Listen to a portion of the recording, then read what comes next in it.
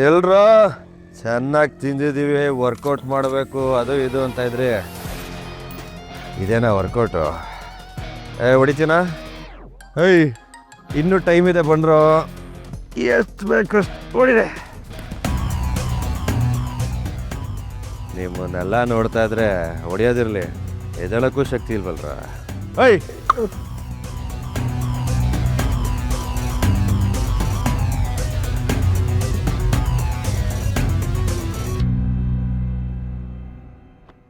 ಹೊಡಿತೀಯಾ? ಹೊಡಿಯ ಹೊಡಿ.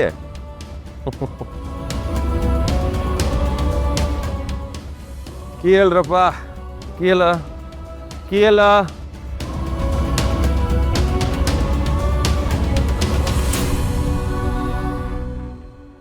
ಎಲ್ಲ ರೆಸ್ಟ್ ಮಾಡಿ.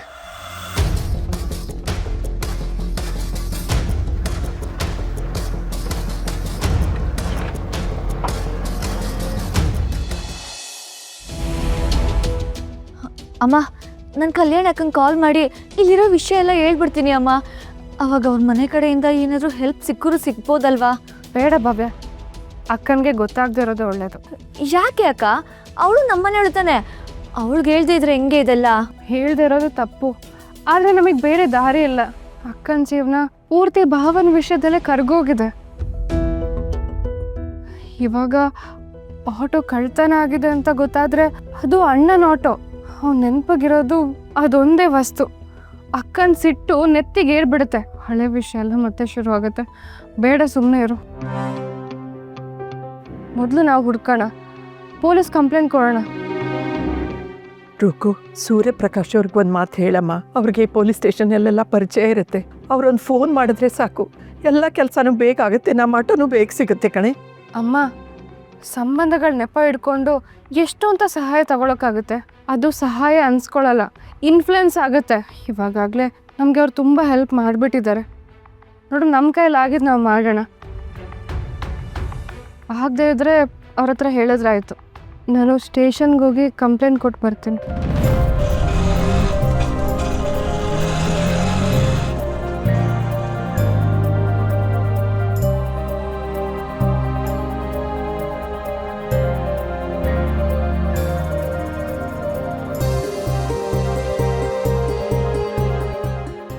ನಮ್ಮ ಆಟೋ ವಾಪಸ್ ಬಂದ್ಬಿಡ್ತು.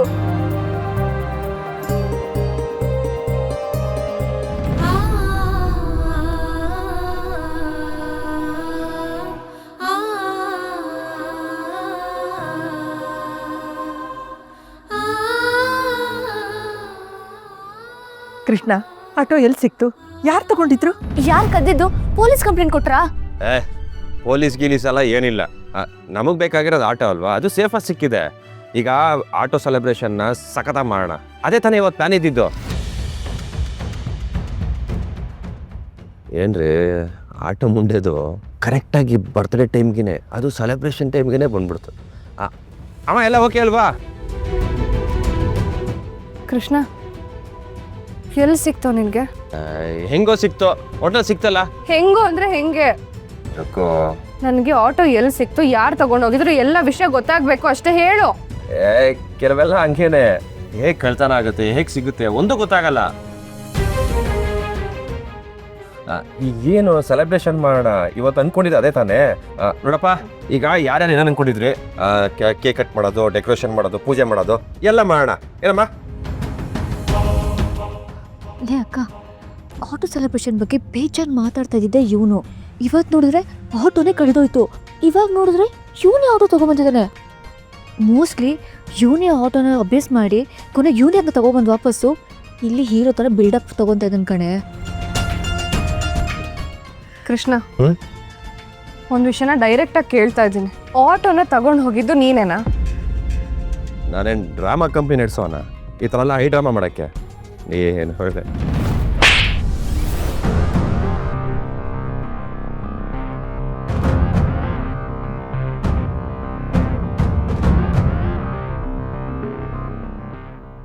ಪ್ರಪಂಚದಲ್ಲಿ ನೀನು ಯಾವ ವಿಷಯದ ಬಗ್ಗೆ ಆದರೂ ತಮಾಷೆ ಮಾಡ್ಕೊ.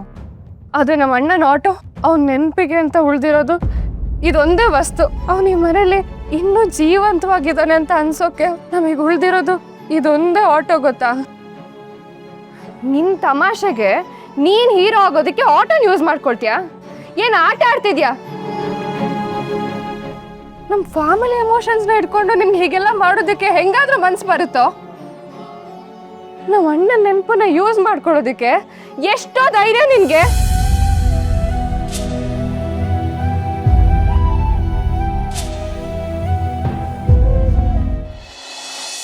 ನೀವು ಹೆಂಗೆ ಹೇಳಿದ್ರು ಹಂಗೆ ಎಕ್ಸಾಕ್ಟಾಗಿ ಮಾಡಿದ್ದೀವಣ್ಣ. ನನ್ನ ಮಗನಿಗೆ ಬಗ್ಸಿ ಹೊಡೆದಿದ್ದೀವಿ. ನಮಗೆಲ್ಲ ಸುಸ್ತಾಗೋಯ್ತು, ಹಂಗೆ ವಾಂಚಿದೀವಣ್ಣ ಅವನಿಗೆ. ಆದರೆ ಅವನು ಮಾತ್ರ ಒಂದು ಚೂರು ಕದಲಿಲ್ಲ, ಒಂದು ಚೂರು ಅಲ್ಲಾಡಲಿಲ್ಲ ಅಣ್ಣ. ಎಲ್ಲಿ ನಮ್ಮ ಮೇಲೆ ಎಗರು ಬಿಡ್ತಾನೋ ಅಂತ ನನಗೆ ಆಗ್ಬಿಟ್ಟಿತ್ತು. ನಾವು ಬಿದ್ದು, ಆದರೆ ಅವನು ಮಾತ್ರ ಬೀಳಲೇ ಇಲ್ಲ ಅಣ್ಣ. ಇದೆಲ್ಲ ಕೇಳ್ತಿದ್ರೆ ಅವನೀಗ ಬರೀ ರೌಡಿ ಕೃಷ್ಣ ಉಳ್ಕೊಂಡಿಲ್ಲ, ಪ್ರೀತಿಲಿ ಪೋಲಿ ಕೃಷ್ಣ ಆಗ್ಬಿಟ್ಟವನೆ. ಸೈಕಲ್ ಗ್ಯಾಪಲ್ಲಿ ಆ ಹುಡುಗಿ ಆಟ ಓಡಿಸೋಕ್ಕೂ ಶುರು ಮಾಡಿಬಿಟ್ಟಿದ್ದಾನೆ. ನನಗೆ ಗೊತ್ತಾಗಬೇಕಾಗಿರೋದು ಏನು ಅಂದರೆ, ಆ ಹುಡುಗಿ ಇವನಿಗೆ ಯಾಕೆ ಸ್ಪೆಷಲ್ಲು ಅಂತ. ಇವನಿಗೆ ಅವಳ ಮೇಲೆ ಇರೋದು ನಿಜವಾದ ಲವ್ವಾ ಅಥವಾ ಸುಮ್ಮನೆ ಕಿಕ್ಕ ಅಂತ? ಯಾವುದೋ ಹುಡುಗಿಗೋಸ್ಕರ ಮಕ ಮೂತಿ ಕಿತ್ತೋಗೋ ಥರ ಇನ್ನು ಒದೆ ತಿಂತಾನೆ ಅಂತಂದರೆ ಇಲ್ಲೇನೋ ಇದೆ. ಆ ಹುಡುಗಿ ಮೇಲೆ ಇವನಿಗಿರೋದೊಂಥರ ಸ್ಪೆಷಲ್ ಲವ್ ಅಂತ ಅನಿಸ್ತಾ ಇದೆ. ಏಯ್ ಹುಷಾರ್ಕೊಂಡ್ರು, ನನ್ನ ಮಗನಿಗೆ ನಂಬಕ್ಕಾಗಲ್ಲ. ಯಾವ ಟೈಮಲ್ಲಿ ಏನು ಡಿಸೈಡ್ ಮಾಡಿಕೊಂಡು ಯಾವ ದಿಕ್ಕಿಂದ ಬಂದು ವಾಪಸ್ ಕೊಡ್ತಾನೋ ಹೇಳೋಕ್ಕಾಗಲ್ಲ. ಗ್ಯಾರೇಜ್ ಬಾಗಿಲನ್ನ ಕ್ಲೋಸ್ ಮಾಡಿಕೊಂಡು ಸೇಫ್ಟಿಗೆ ಎಲ್ಲಾದರೂ ಎಸ್ಕೇಪ್ ಆಗ್ಬಿಡ್ರಿ. ಆಯ್ತಣ್ಣ. May I come in?